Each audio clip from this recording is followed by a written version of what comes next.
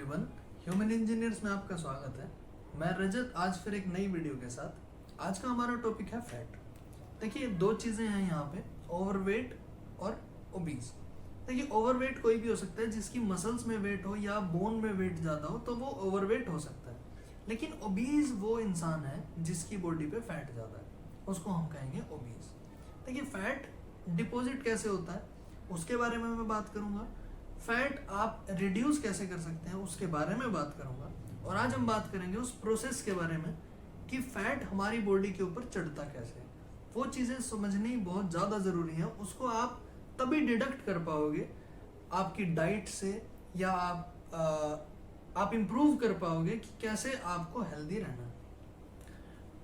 वैसे तो फैट हमारी बॉडी के लिए बहुत इंपॉर्टेंट है।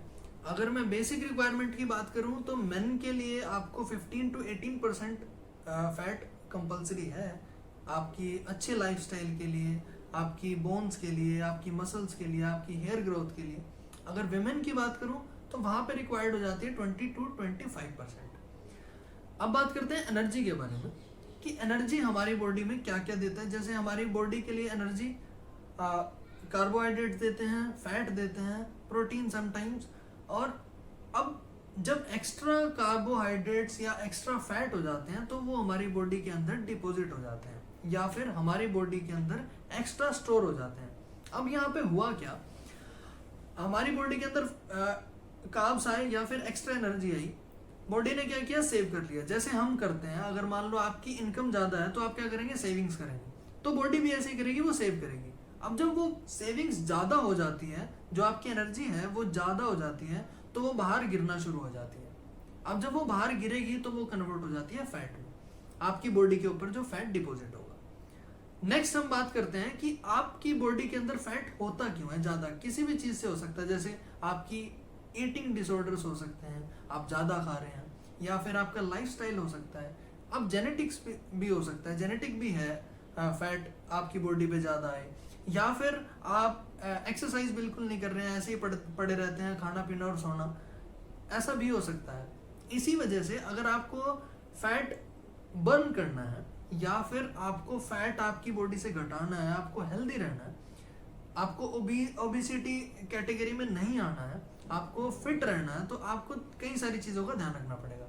जैसे सबसे पहले मैं बात करूं तो आपको एक्सरसाइज ज़्यादा करनी है और खाना उसके हिसाब से कम है।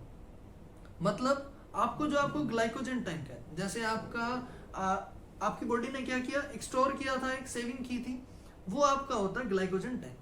अब उस टैंक को आपको खाली करना है। वो खाली कैसे करेंगे, आप उसको कार्ब्स नहीं देंगे, फैट्स नहीं देंगे, तो वो खाली होना शुरू हो जाएगा। अब रिक्वायर्ड क्या होगा फिर, उसके बाद बॉडी कहाँ से एनर्जी लेगी, जो आप उसको दे रहे हैं। मान लो आपकी सेविंग्स जो है वो खत्म हो जाती हैं, तो आप खर्चा कहाँ से चलाओगे, जो आपकी इनकम आ रही है। अब सेविंग क्या थी, वो ग्लाइकोजन टैंक, और इनकम जो आ रही है उसी से आप एनर्जी लोगे। अब ग्लाइकोजन टैंक पहले आपका खत्म हुआ क्योंकि आपने उसको एनर्जी नहीं दी। उसके बाद आपका जो इनकम आ रहा था, आपने जो उसके बाद आप जो चीज़ें खा रहे हैं उससे आपने एनर्जी लेनी शुरू की। अब वहाँ पे आप एनर्जी नहीं दे रहे हो, आप उसको प्रोटीन्स दे रहे हो, आप कार्ब्स नहीं दे रहे हो या फैट्स नहीं दे रहे हो, तो फिर पंगा हो गया। अब एनर्जी कहाँ से मिलेगी, अब एनर्जी मिलेगी आपके स्टोर्ड फैट से। आपका स्टोर्ड फैट क्या था, बेली फैट था, साइड फैट था। वहां से अब बॉडी एनर्जी लेना शुरू करेगी, क्योंकि काम तो चलाना है ना यार बॉडी को। अब वहां से एनर्जी जब बॉडी लेना शुरू करेगा तो आपका फैट डे बाय डे कम होना शुरू हो जाएगा। अब क्या हुआ, आपने अच्छा खाना शुरू किया, क्लीन खाना शुरू किया, जिसमें कार्ब्स और फैट्स नहीं थे, और प्रोटीन्स लेना शुरू किया, प्रोटीन इनटेक।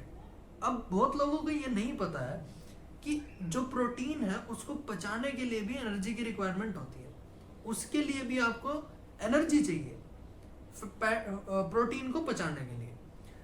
अब हम क्या करेंगे, बॉडी को प्रोटीन देना शुरू कर देंगे, कार्ब्स नहीं देंगे, फैट नहीं देंगे, ग्लाइकोजन टैंक आपका खाली हो चुका है।